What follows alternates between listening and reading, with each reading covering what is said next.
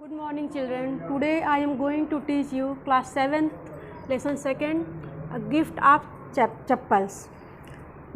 Part 2nd. Mridu peeped through the window.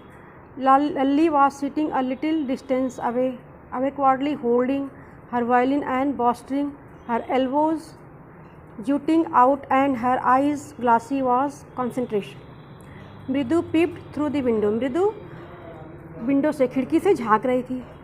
Lalli was sitting a little distance away awkwardly. Lalli थोड़ी दूर पे बैठी थी. अवेकवर्डली जो कि सही ढंग से नहीं पकड़ी थी. Holding with her violin and bowstring बजाने वाली वायलिन. हर एल्बोज जोटिंग और उसकी कोहनी बाहर निकली हुई थी. Out and her eyes glassy with concentration. बहुत अधिक ध्यान मग्न होने के कारण उसकी आंखों में थोड़े से पानी आ गए थे. Before her with most of his back to the window was the bony figure of music teacher. Before her उसके सामने with most of his back to the window और विंडो खिड़की की तरफ उनकी पीठ थी. was the bony figure of music teacher बहुत दुबले पतले शरीर वाले संगीत के अध्यापक. his head was almost bald with fring गोलाकार था उनका सिर लगभग. of wild black hair coming around his ears and oily मतलब बालों में तेल लगा हुआ और उनके कानों तक उनके बाल थे. ओल्ड फैशन टफ और बाल जो थे उसकी कटिंग जो थी वो पुराने तरीके की थी. He was wearing a gold chain around his leathery neck. He was wearing a gold chain उन्होंने अपनी मोटी गर्दन में हिज लेदरली नेक मोटी गर्दन में उन्होंने सोने की चेन पहन रखी थी. And a diamond ring glittering on his finger as it glided up and down the trunk of the violin. और and a diamond ring और एक हीरे की अंगूठी पहन रखा था उन्होंने. glittering on his finger जो कि उनकी उंगलियों में चमक रही थी. as it glided up and down the trunk of the violin. Violin के ट्रंक को जो सूर्य रूपा उसकी बनावट होती है वायलिन की उसको जब वो बजा रहे थे तो वो अंगूठी जो है उनकी अंगूठी जो है वो चमक रही थी हीरे की अंगूठी. a big foot stuck out from under his gold bordered vesty edge. A big foot और उनके बड़े पैर जो थे वो स्थिर पड़े थे यहाँ पे. गोल्ड बॉर्डर्ड वेस्ती जो कि सुनहले बॉर्डर वाली किनारे वाली धोती पहने थे. And he was thumping time on the floor was the gaunt big to.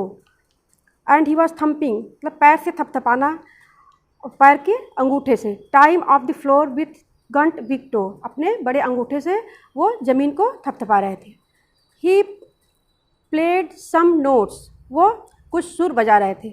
Lalli followed behind him on her violin और लल्ली भी उनका अनुसरण कर रही थी उनके साथ साथ. Which looked quite helpless and miserable in her hands लेकिन वो ढंग अच्छी तरह से बजा नहीं पा रही थी इसलिए वो बहुत ही असहाय और दुखी दिख रही थी. What A difference the music teachers notes were floating up and down setting flawlessly. What A difference मतलब कि क्या अंतर है.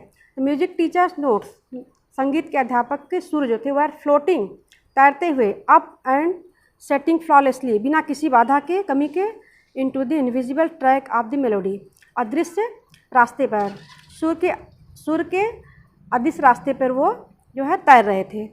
It seems the wheel of a train fitting smoothly into the rails and wheezing along as Ravi said. Mridu notice that huge bringed hand moving smoothly up and violin stem giving lovely music.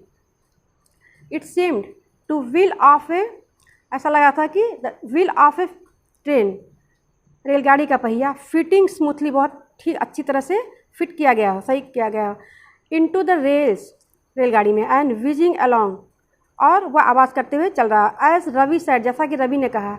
मृदु noticed मृदु ने ध्यान दिया that huge bring hand moving smoothly कि उनके बड़े हाथ जो है वो कैसे मूव कर रहे हैं घूम रहे हैं.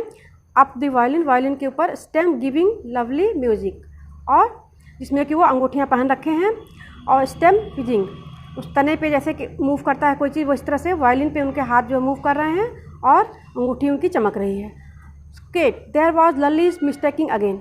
अब इस तरह से श्रिक की आवाज़ आती है और लल्ली जो वायलिन बजा रही है उसमें गलतियाँ निकल रही हैं कि वो उसको अच्छी तरह से वायलिन बजाना नहीं आता है.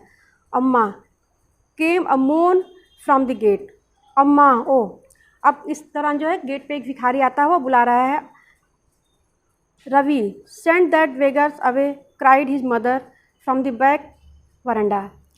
रवि से उसकी माँ ने, पिछले वरांडे से उसकी माँ ने कहा कि उस बेगर को, उस भिखारी को दूसरे के घर भेज दो या फिर भगा दो। Where she was talking with Tapi, जहाँ वो तापी से बातें कर रही थी। He has been coming here every day for the past week and now he should go some other house. He has been coming here every day, और यह यहाँ रोज़ आता है, प्रत्येक दिन आता है, फॉर द पास्ट वीक, पिछले हफ्ते से। And now he should go some other house, अब इसे भगा दो और बोल दो कि दूसरे के घर जाए।